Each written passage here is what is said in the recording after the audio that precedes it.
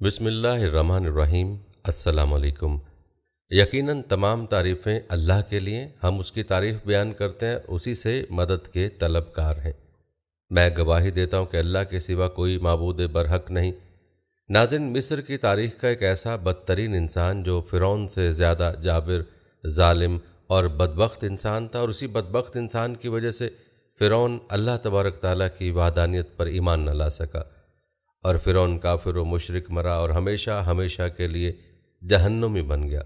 ناظرین، زیادہ تر لوگ یہ جانتے ہیں کہ فرعون مصر کی تاریخ کا سب سے بدترین انسان تھا، کہ جس نے خدائی کا دعویٰ کیا اور بنی اسرائیل کے مسلمانوں کا قتل عام کیا۔ لیکن کیا آپ جانتے ہیں کہ فرعون کی خدائی کا دعویٰ کرنے میں اور مسلمانوں کا قتل عام کرنے اور اللہ تبارک تعالیٰ کی وحدانیت پر ایمان نہ لانے اور فرعون کو کافر و مشرک اور جہنمی بنانے میں سب سے بڑا کردار اس انسان کا تھا کہ جس کا آج ہم ذکر کرنے والے ہیں؟ اس انسان کا ذکر اللہ تبارک تعالیٰ نے قرآن پاک میں بھی حامان کے نام سے کیا ہے۔ ناظرین، آج کی اس ویڈیو میں ہم آپ کو بتائیں گے کہ فرعون کا سب سے خاص دوست اور فرعون کا سب سے خاص وزیر حامان کون تھا، اور فرعون اور حامان کی ملاقات کیسے ہوئی، اور حامان نے بنی اسرائیل کے مسلمانوں پر کیسے کیسے ظلم و ستم کروائے، اور بالآخر حامان فرعون کو کیسے لے ڈوبا، اور کیسے فرعون اس کی وجہ سے کافر و مشرک مرا اور ہمیشہ کے لیے جہنمی بن گیا۔ پیارے دوستو، ان تمام تر سوالات کے جوابات قرآن و حدیث کی روشنی میں آج کی اس ویڈیو میں آپ کو بتائیں گے، لہٰذا آپ سے گزارش ہے کہ ہماری اس ویڈیو کو سکپ کیے بغیر آخر تک ضرور دیکھیے گا۔ ناظرین، اللہ تبارک تعالیٰ نے قرآن پاک کے 6 مقامات پر فرعون کے وزیر حامان کے ذکر فرمایا۔ حامان کے بارے میں مفسرین لکھتے ہیں کہ حامان مصر کے وزیر کا ایک لقب ہوا کرتا تھا۔ جو کوئی بھی بادشاہ مصر کا وزیر مقرر ہوتا اس کو حامان کہا جاتا تھا۔ جیسا کہ مصر کے تمام تر بادشاہوں کو فرعون کہا جاتا تھا، اسی طرح انہی بادشاہوں کے وزیروں کو حامان کہا جاتا تھا۔ اور بعض روایت میں آتا ہے کہ حامان اس مخصوص شخص کا نام ہے جو فرعون موسیٰ کا وزیر تھا، اور جس کا ذکر اللہ تبارک تعالیٰ نے قرآن پاک میں فرمایا۔ ناظرین، حامان مصر میں رہنے والا ایک عام باشندہ تھا۔ فرعون اور حامان کی پہلی ملاقات اس وقت ہوئی جب فرعون مزدوری کی تلاش میں مصر کی طرف نکلا، تو ایک مقام پر فرعون اور حامان کی ملاقات ہوئی، اور یہ ملاقات دیکھتے ہی دیکھتے دوستی میں بدل گئی، اور اس طرح یہ دونوں بدبخت ایک دوسرے کے پکے دوست بن گئے۔ ناظرین، فرعون وہ شخص تھا جس نے خدائی کا دعویٰ کیا اور بنی اسرائیل پر بے انتہا ظلم ڈھائے۔ اللہ تعالیٰ نے اس کی طرف حضرت موسیٰ علیہ السلام کو پیغمبر بنا کر بھیجا، اور اس کام میں آپ کا ساتھ دینے کے لیے آپ کے سگے بھائی ہارون علیہ السلام کو بھی منصب نبوت سے سرفراز فرمایا۔ کہتے ہیں کہ فرعون کے باپ کا نام موصب اور دادا کا نام ملک ریان تھا، اور بعض نے کہا کہ فرعون کا نام موصب بن ولید بن ریان تھا، اور 400 برس اس کی عمر تھی۔ اس مدت میں کبھی بیمار نہ ہوا تھا، یہاں تک کہ کبھی سر درد بھی نہ ہوا تھا، اور نہ ہی کبھی کوئی دشمن اس پر غالب آیا تھا۔ فرعون اسے اس لیے کہتے ہیں کہ وہ مصر کا بادشاہ تھا، اور مصر کے تمام فرما رواؤں کو فرعون ہی کہا جاتا تھا۔ اور دوسری وجہ اس کی یہ بھی بیان کی گئی کہ اس ملعون نے دعویٰ خدائی کا کیا تھا، اور لوگوں کو کہتا تھا کہ مجھے سجدہ کرو، میں ہی تمہارا خدا ہوں، اور جو سجدہ نہ کرتا یا انکار کرتا اسے وہ ملعون قتل کروا دیا کرتا تھا۔ اسی وجہ سے بھی اسے فرعون کہا جاتا ہے، یعنی کبر و تکبر سے بھرا ہوا۔ اس نے جب دعویٰ خدائی کیا تو اس کے بعد اللہ تعالیٰ نے اسے مصائب میں مبتلا فرمایا، اور جب وہ کسی طور نہ مانا تو بالآخر اسے غرق نیل کیا گیا۔ مذکور ہے کہ فرعون کی پیدائش بلخ میں ہوئی تھی، وہاں سے سیاحت کے لیے نکلا اور بیوشخنا ایک شہر ہے وہاں تک آیا۔ یہاں اس کی ملاقات حامان بے ایمان سے ہوئی جو کہ اس شہر کا ایک باشندہ تھا۔ اس نے فرعون سے اس کے متعلق پوچھا کہ تم کون اور کہاں سے آئے ہو اور آگے کدھر کا ارادہ رکھتے ہو؟ تب فرعون نے اسے اپنا نام اور مقام بتایا اور کہا کہ میں شوق سیاحت میں نکلا ہوں۔ تب حامان بولا کہ میں بھی تمہارے ساتھ چلوں گا اور سیر کروں گا۔ چنانچہ دونوں ملعون وہاں سے اکٹھے چلے اور مصر میں پہنچے۔ تب خربوزوں کا موسم تھا، چونکہ بھوک کی وجہ سے دونوں ایک کھیت میں پہنچے اور خربوزے والے سے کھانے کا سوال کیا۔ تب خربوزے والے یعنی کھیت کے مالک نے کہا کہ میں تمہیں ایک شرط پر کھانے کو دوں گا، اگر تم میرے خربوزے شہر لے جا کر بیچ آؤ تو بدلے میں تمہیں کھانے کو کچھ بطور اجرت دوں گا۔ چنانچہ فرعون نے حامان کو وہیں چھوڑا اور خود گدھوں پر خربوزوں سے بھرے ہوئے بورے لاد کر شہر کی طرف چل دیا۔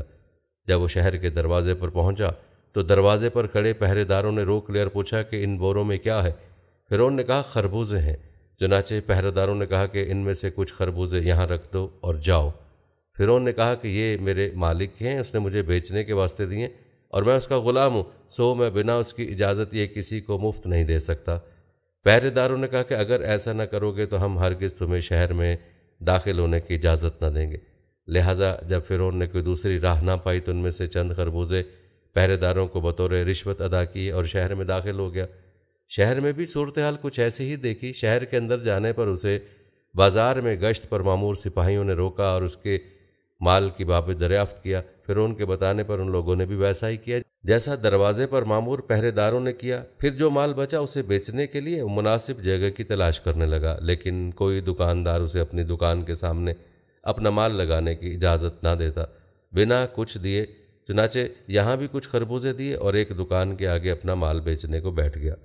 دکانداروں نے سے کہا کہ یہاں لوگ زرباتی سے سبز پھل سبزی اور ترکاری وغیرہ خریدتے ہیں اور کچھ نقد پیچھے نہیں رکھتے، یعنی اگر کسی کے پاس ایک چیز یا جنس ہے تو اس میں سے جتنی مقدار تمہیں دے گا بدلے میں تم سے اتنی ہی مقدار میں تمہارا مال یا جنس خرید لے گا اور اس پر کوئی نقدی باقی نہ رہے گی، یعنی اگر تمہارا مال قیمت میں زیادہ ہو تب بھی، اور یہی ہمارے شہر کا دستور ہے۔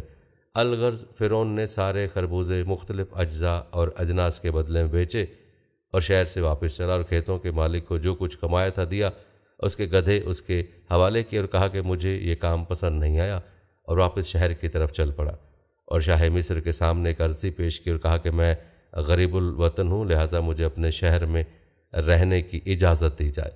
بعضوں نے کہا کہ جب اس نے شہر میں ہی صورتحال دیکھی تو واپس جانے کی بجائے شہر میں ہی رک گیا اور ایک قبرستان میں قیام کیا۔ اسے وہاں رہتے ابھی چند دن ہی ہوئے تھے کہ کچھ لوگ قبر نکالنے آ گئے۔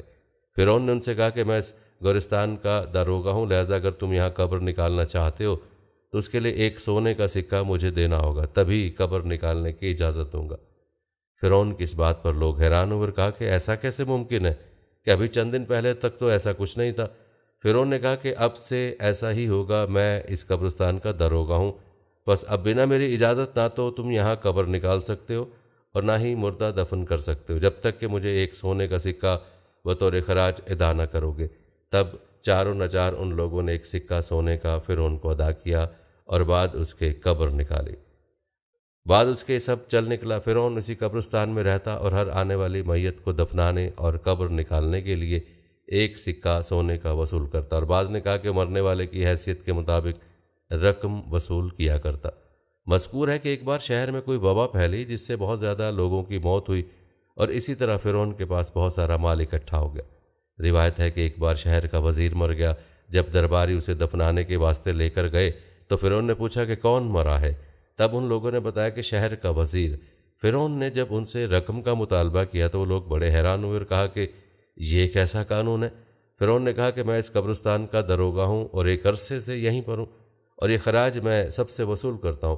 چنانچہ شہر کے لوگوں نے اس کی بات کی تائید کی اور کہا کہ ایسا ہی ہے، یہ تو کافی عرصے سے یہیں رہتا ہے اور ہر آنے والی میت کو دفنانے اور قبر نکالنے کے لیے خراج وصولتا ہے۔ الغرض جب درباریوں نے یہ معاملہ دیکھا تو فرعون کو پکڑ کر شاہ مصر کے پاس لے گئے اور ساری تفصیل سے اسے آگاہ کیا۔ تب شاہ مصر نے فرعون سے پوچھا کہ یہ سب کیا معاملہ ہے؟ تمہیں اس کام پر کس نے رکھا؟ تب فرعون نے اول تاخیر اپنی شہر میں آنے اور شہر کے حالات کے بارے تفصیل بیان کی اور بعد اس کی نہایت ادب سے کہا کہ جب میں نے شہر کے حالات دیکھے تو مجھے لگا کہ اس شہر میں کوئی قانون نہیں، جس کے پاس جس قدر اختیار اور طاقت ہے وہ اتنا ہی لوگوں کو لوٹ رہا ہے۔ میں ایک غریب الوطن اور نہایت غریب آدمی تھا، میری قوت بازار میں بیٹھنے کی نہ تھی، اس لیے میں قبرستان میں بیٹھ گیا اور لوگوں سے خراج وصولنے لگا۔ نہ کسی نے میرے اس کام پر کوئی احتجاج کیا اور نہ ہی کوئی شکایت کی، اور جو حالات شہر کے تھے اس میں لوگ شکایت لے کر کہاں جاتے کہ شکایت درج کرنے والوں کو بھی انہیں کچھ نہ کچھ دینا پڑتا، اس لیے لوگوں نے کم دے کر لینا مناسب خیال کیا۔ چنانچہ شاہ مصر نے فرعون کی گفتگو سے اسے ایک دانا اور دور اندیش فرد خیال کیا اور اس سے پوچھا کہ کیا تم اس شہر کے حالات کو بہتر بنا سکتے ہو اگر تمہیں اس کا اختیار دیا جائے؟ فرعون نے اس بات کی حامی بھر لی اور کہا کہ اگر ایسا ہو جائے کہ مجھے صاحب اختیار بنایا جائے تو میں شہر مصر کو ان سارے فتنوں سے صاف کر دوں گا۔ الغرض شاہ مصر نے فرعون کو مرنے والے وزیر کی جگہ پر مامور کیا اور تمام اختیار شہر کے فرعون کو دے دیے۔ چنانچہ فرعون نے مصر کا وزیر مقرر ہوتے ہی حامان کو اپنے پاس شہر میں بلوا لیا، اسے اپنا ساتھی مقرر کیا۔ اس کے بعد جو خراج شاہی سپاہی اور دربان وغیرہ دکانداروں، تاجروں اور عام رعایا سے وصولتے تھے، سب بند کیے۔ اس کے بعد اعلان کیا کہ کسی بھی شخص کو کوئی بھی شکایت ہو میرے دربار میں حاضر ہو سکتا ہے، ہر شخص کی فریاد بلا تفریق سنی جائے گی اور اسے انصاف دلایا جائے گا۔ فرعون کے اس فیصلے سے شہر کے دکاندار، تاجر اور عام رعایا سب بہت خوش ہوئے کہ ایک اضافی خراج اور رشوت دینے سے ان کی جان چھوٹ گئی۔ اب انہیں اپنے مال پر فائدہ ہوتا نظر آنے لگا، اس لیے لوگوں کے لیے دلوں میں فرعون کے لیے عزت و احترام اور محبت پیدا ہو گئی۔ تب فرعون نے حامان سے کہا کہ میں چاہتا ہوں کہ اہل مصر مجھ سے اور بھی زیادہ محبت کرے اور میری عزت لوگوں کی نظر میں اور بھی زیادہ بڑھے، اور شہر کے لوگ مجھے نعوذ باللہ درجے میں خدا کے برابر سمجھیں، اور میں دعوی خدائی کروں اور سب لوگ مجھے پوجیں۔ تب حامان ملعون نے کہا کہ ابھی ایسا ممکن نہیں، اگر تو ایسا چاہتا ہے تو پہلے آہستہ آہستہ خلقت شہر کو اپنے ہاتھ میں لا، تاکہ جب تو خدائی کا دعویٰ کرے تو زیادہ لوگ تیری طرفداری کرنے والے ہوں۔ تب فرعون ملعون نے کہا کہ اس کی کیا تدبیر ہو سکتی ہے، کیونکہ شہر کے سب لوگ ابھی تک یوسف بن یعقوب علیہ السلام کے دین پر مستحکم ہیں، میں کس طرح انہیں اس طرف لا سکتا ہوں؟ چنانچہ اس بارے میں مل کر کوئی تدبیر کرنے لگے اور بہت سوچ بچار کے بعد آخر یہ تدبیر ٹھہرائی۔ پس فرعون شاہ مصر کے پاس گیا اور کہا کہ میں چاہتا ہوں کہ رعایا پر 1 سال کا ٹیکس جو ان سے ان کے مال پر وصول کیا جاتا ہے معاف کر دیا جائے، اور وہ سارا جتنا 1 سال کا بنے گا وہ میں اپنی طرف سے شاہی خزانے میں جمع کروانے کو تیار ہوں۔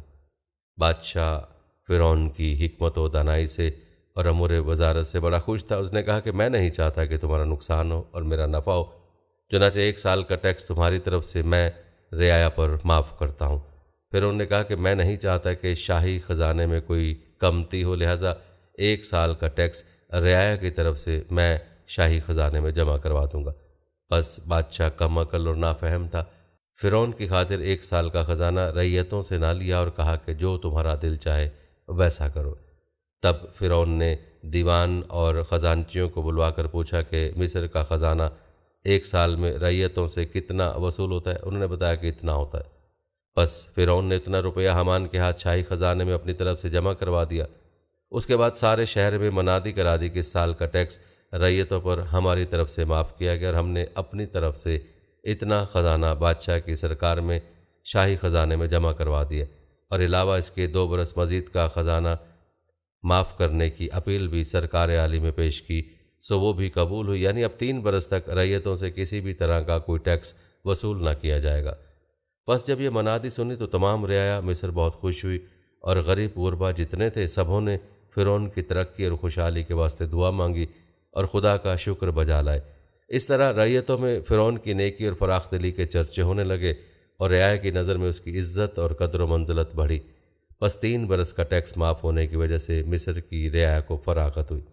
بعد کچھ عرصے کے شاہ مصر مر گیا، اور کوئی والی وارث اس کا تھا نہیں جو تخت پر بیٹھتا اور امور سلطنت کو سنبھالتا۔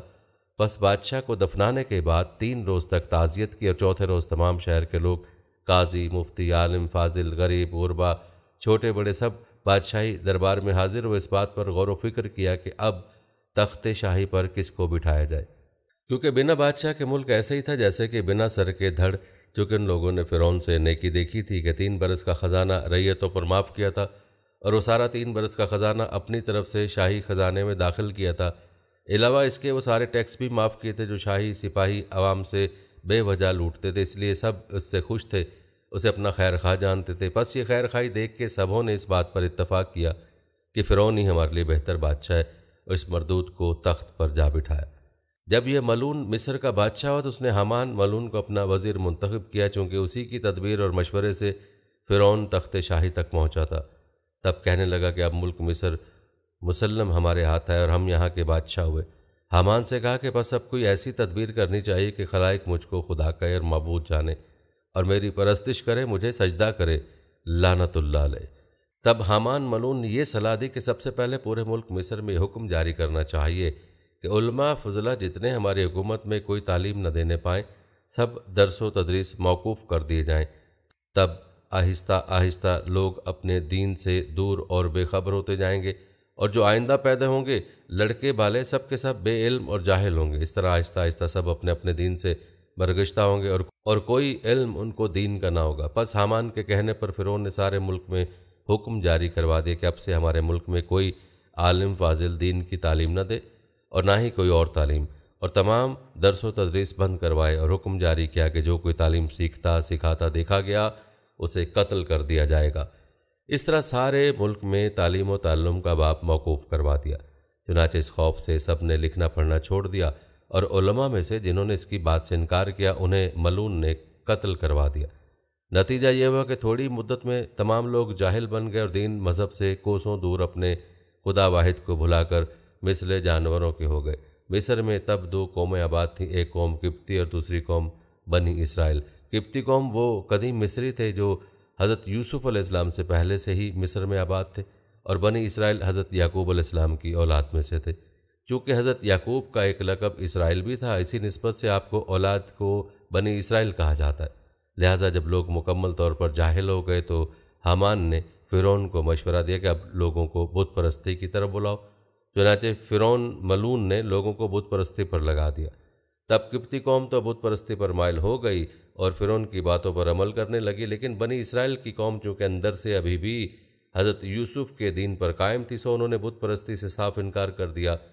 بس فرعون ملعون ان پر زیادتی کرتا اور قبطی قوم کو خوب نوازتا، اور قوم بنی اسرائیل کو ان کے خادموں میں رکھتا اور تمام نیچ کام بنی اسرائیل کے ذمے کیے اور ان پر ظلم ڈھاتا۔ اور اس طرح عرصہ 20 برس کا گزرا۔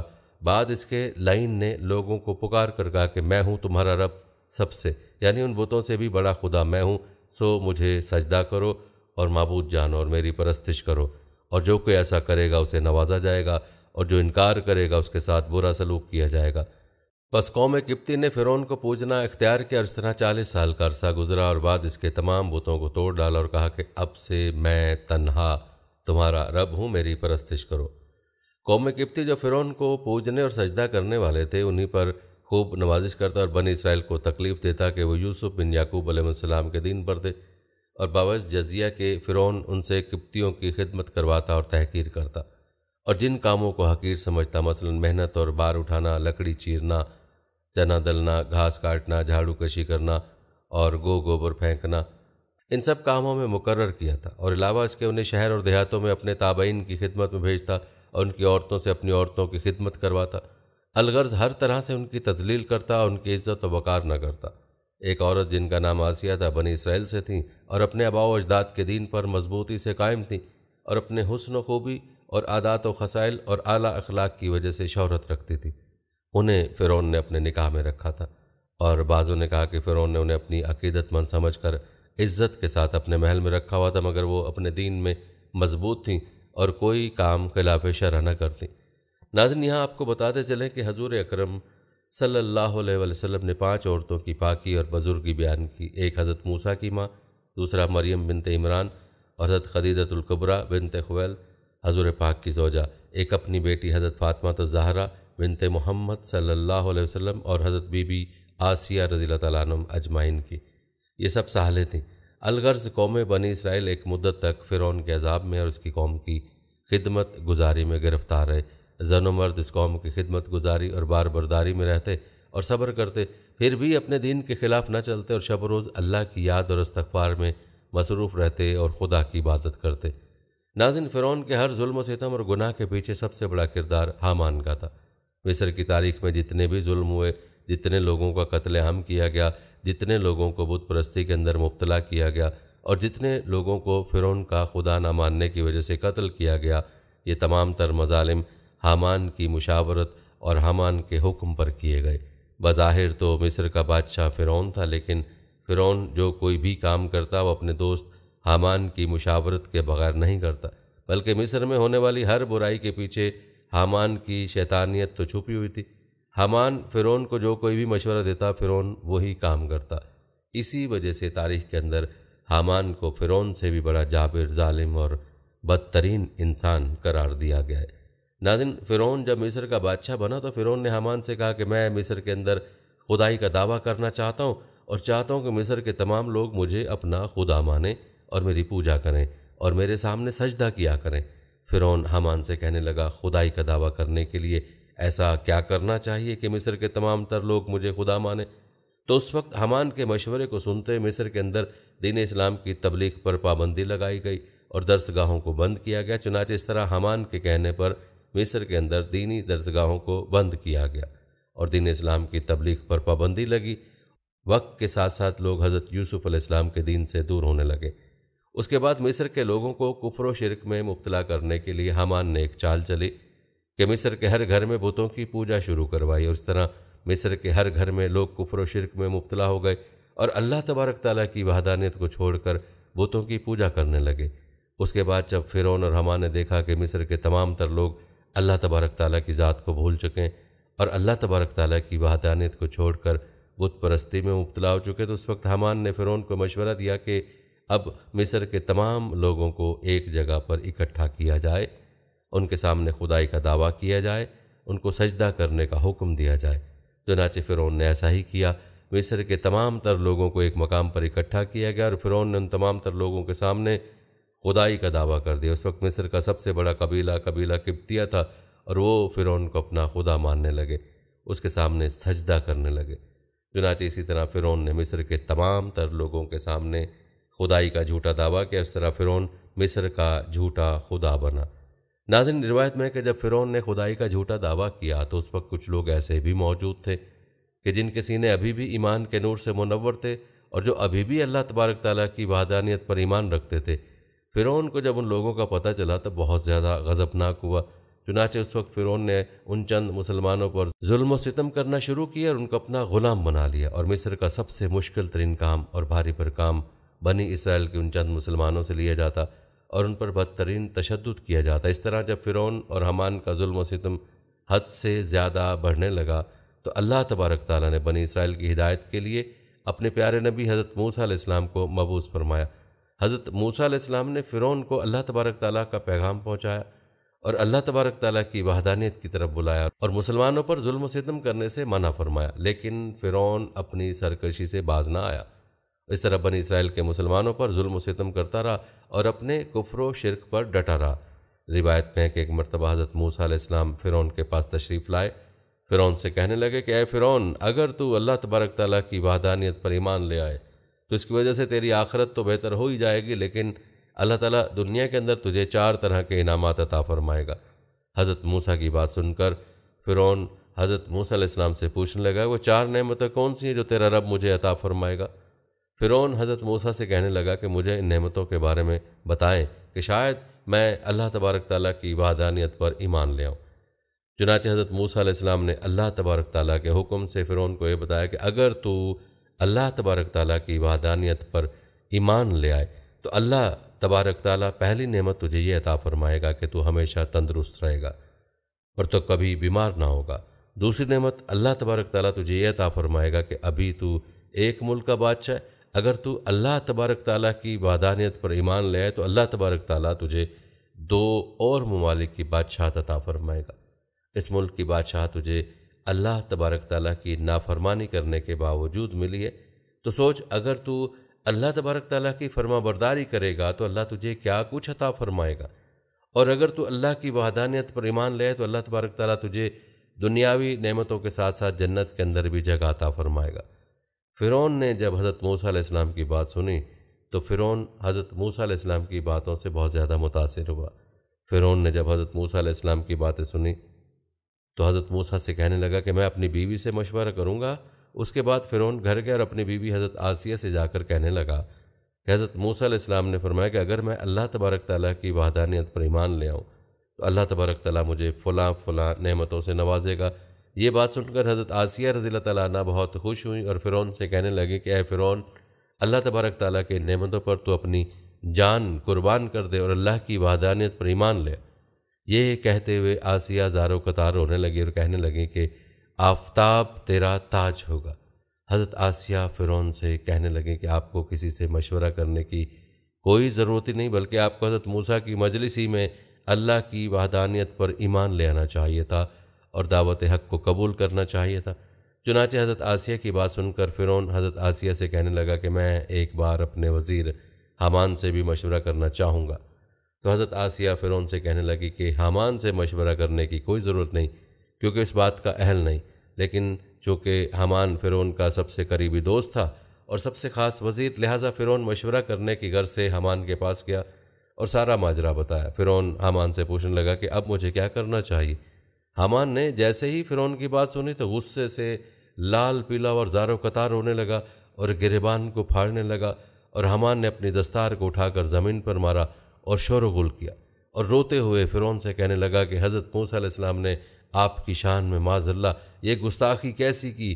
آپ کی شان تو یہ ہے کہ تمام کائنات آپ کی وجہ سے چلتی ہے، مشرق سے لے کر مغرب تک ہر چیز آپ کے تابع، دنیا کے تمام بڑے بادشاہ آپ کے دربار میں سجدہ ریز ہوتے ہیں۔ فرعون کا حامان فرعون سے کہنے لگا کہ حضرت موسیٰ علیہ السلام نے آپ کی توہین کی، آپ اللہ تبارک تعالیٰ کی وحدانیت پر ایمان لائیں جبکہ پوری دنیا کائنات آپ کو سجدہ کرتی ہے اور آپ پوری دنیا کے رب ہیں۔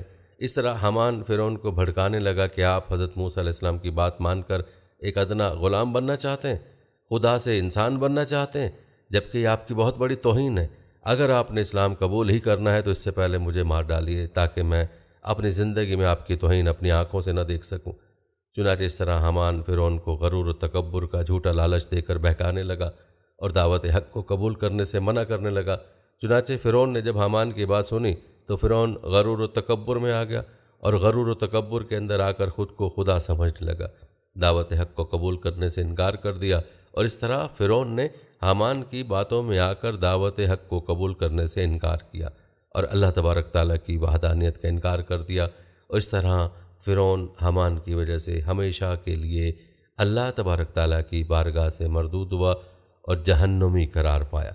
ناظرین، جب فرعون کا ظلم و ستم حد سے بڑھا اور فرعون بارہا سمجھانے کے باوجود اللہ تبارک تعالیٰ کی وحدانیت پر ایمان نہ لایا اور کئی بار اللہ تبارک تعالیٰ کے عذابات کو دیکھنے کے باوجود بھی دعوت حق کو قبول نہ کیا، تو اللہ تبارک تعالیٰ نے فرعون پہ اپنا عذاب نازل کرنے کا ارادہ فرمایا اور فرعون کو غرق کرنے کا ارادہ فرمایا۔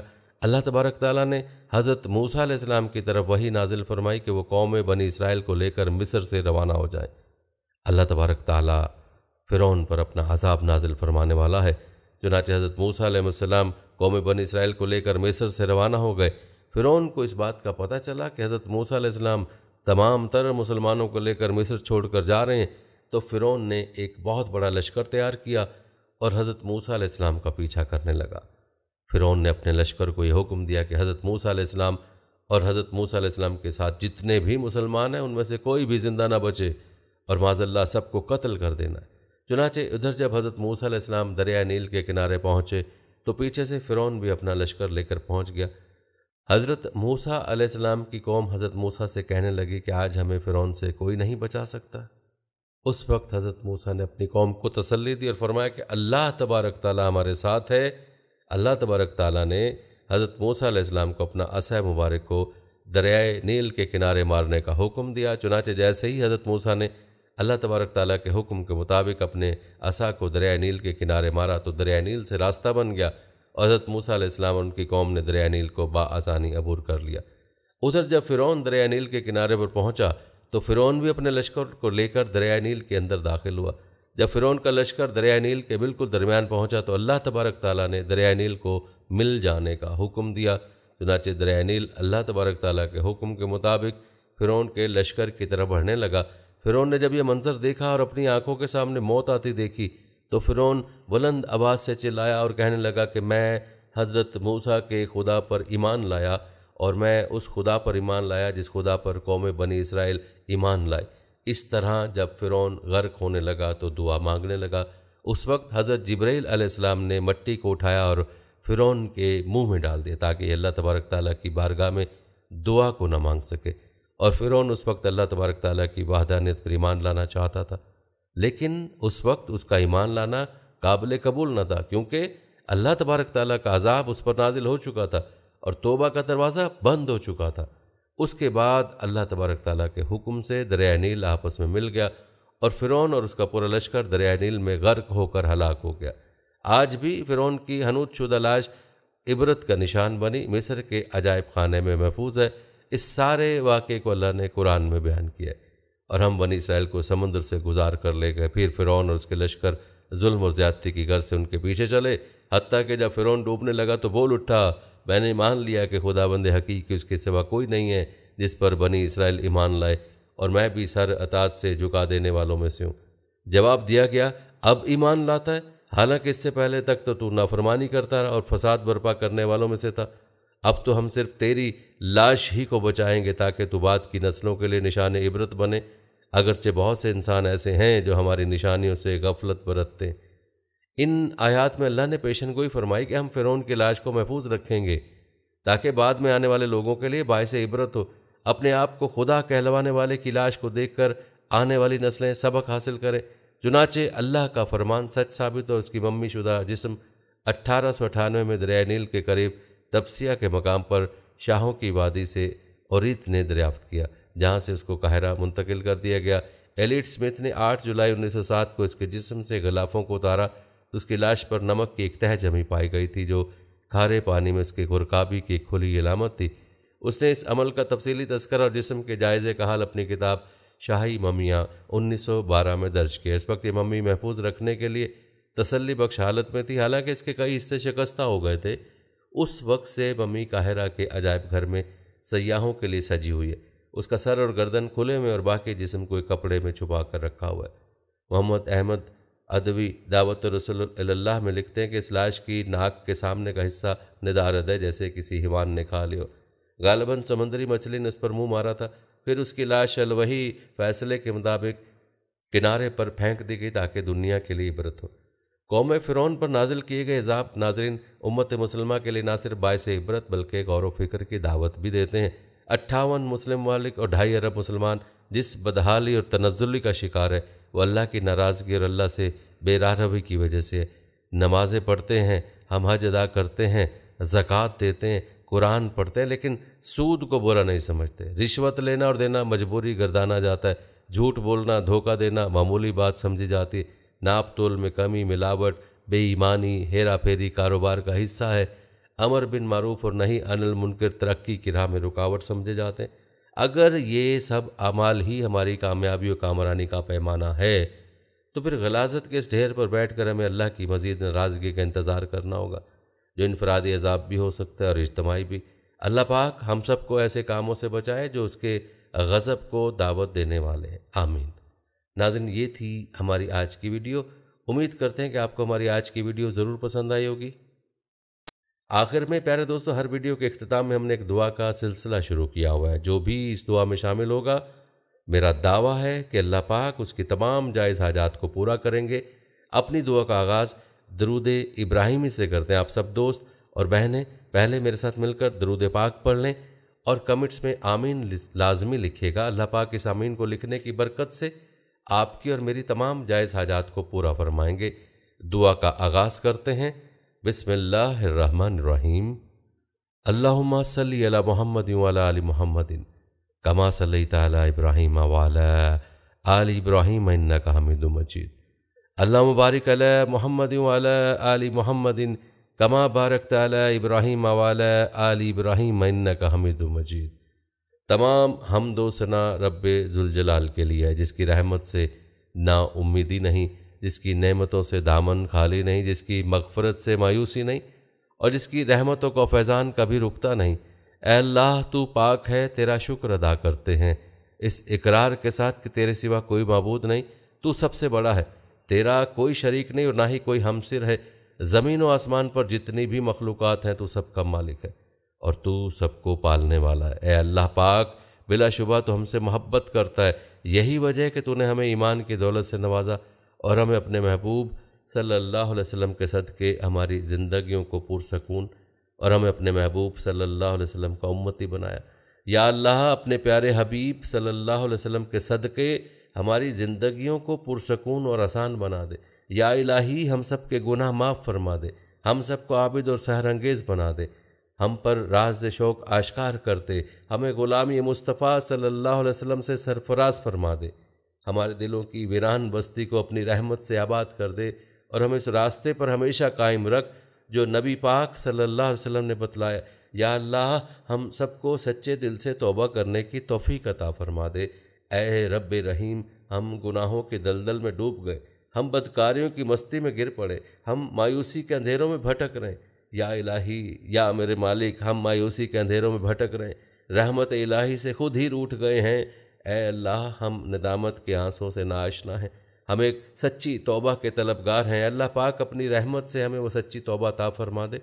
اے پاک پروردگار، ہمیں، ہمارے والدین کو، ہمارے اہل ویال کو، ہمارے آباء و اجداد اور ہمارے آنے والی نسلوں کو اپنی عافیت عطا فرما، ہم سب کو بے حساب رزق عطا فرما، ہم سب کو حاسدوں کے حسد سے بچا، دونوں جہانوں کے مالک، جب ہم تھک جائیں تو ہمیں آرام پہنچانا، جب مشکلیں بڑھ جائیں تو آسانی بن جانا، جب ہم کمزور پڑ جائیں تو ہماری طاقت بن جانا، جب ہم دکھ اور تکلیف میں ہوں تو ہمارا مرہم بن جانا، جب ہم مایوس ہو جائیں تو ہمارا بھروسہ اور یقین بن جانا، جب ہم بھوک سے نڈال ہو جائیں تو تیری یاد ہی ہماری غذا بن جائے، جب ہر طرف بے چینیاں پڑ جائیں تو اے پاک پروردگار ہمارا سکون بن جانا، جب ہمارے اندر مایوسی کا اندھیرا بھرنے لگے تو امید کی روشنی بن جانا، جب ہر چیز ہمارے لیے ناممکن ہو جائے تو ہر چیز کو اپنے خاص فضل اور کرم سے ممکن بنا دینا۔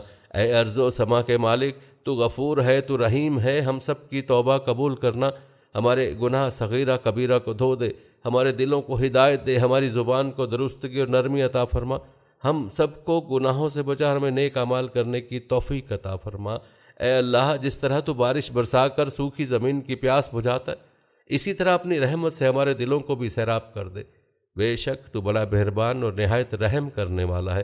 اے پاک پروردگار، ہم سب کو ہر اس نعمت سے سرفراز فرما جس میں ہمارے لیے خیر و برکت ہو، عزت و وقار ہو، راحت و سکون ہو، صحت اور تندرستی ہو، ترقی اور خوشحالی اور دنیا و آخرت کی بھلائی ہو۔